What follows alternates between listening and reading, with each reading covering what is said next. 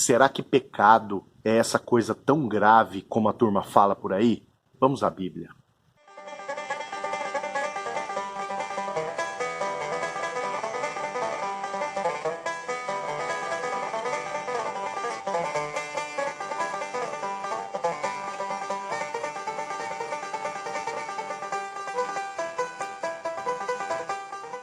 Tudo bom com você? Querido, querida, a palavra do Senhor acerca do pecado, ela é muito enfática. Quem populariza o pecado e muda até mesmo o nome dele, passando a chamá-lo de problema. Eu tenho uma questão para resolver, eu tenho um problema para resolver. Quem faz essa popularização somos nós. A palavra não amacia pecado. A palavra trata pecado por iniquidade, por transgressão da lei, por algo que desagrada o Senhor.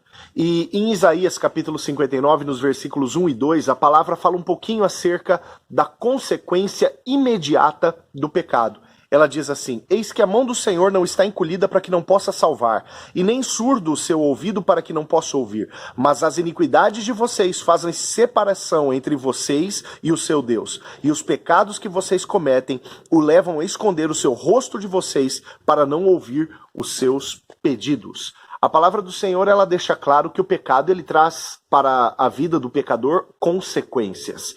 E as consequências dizem respeito a distanciamento do Senhor. Perceba, o texto que nós lemos diz que a mão do Senhor não está encolhida para que não possa salvar.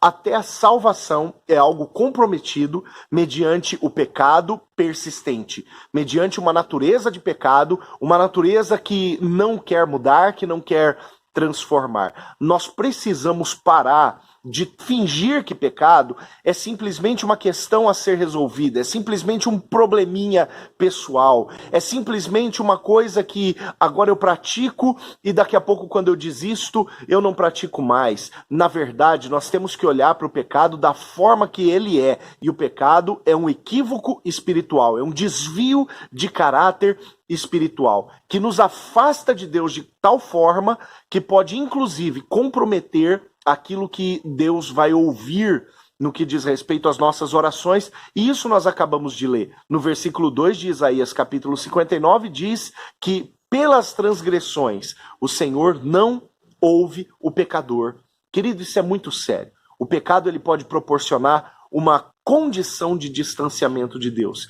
e isso pode comprometer as nossas orações, isso pode comprometer as nossas súplicas, isso pode comprometer a nossa visibilidade acerca das coisas do Senhor, de forma que não enxerguemos e que não tenhamos clareza do que devemos fazer, de como devemos proceder, de que caminho devemos seguir, e isso pode comprometer a nossa salvação. Colocar tudo em jogo por causa de uma prática deste tempo não vale a pena, querido.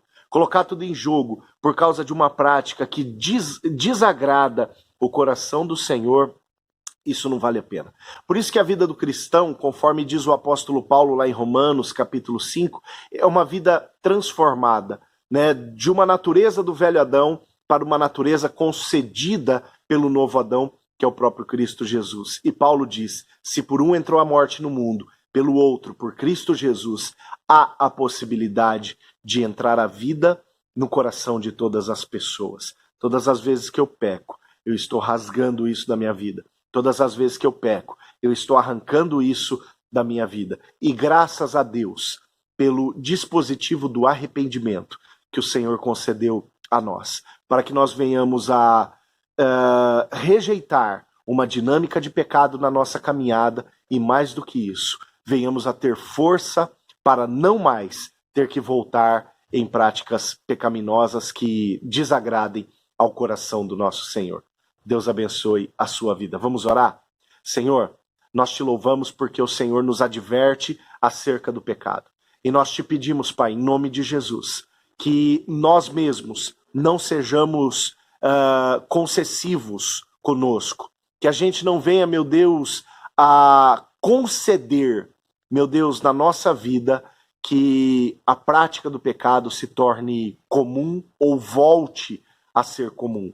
Que quando o pecado bater na nossa porta, meu Deus, nós possamos responder convictos de que nós não queremos distanciamento do Senhor, muito pelo contrário, queremos estar perto. E cada vez mais perto, cada vez mais forte estaremos para vencer as propostas de pecado. Nós oramos agradecidos em nome de Jesus. Amém, amém. Até a próxima.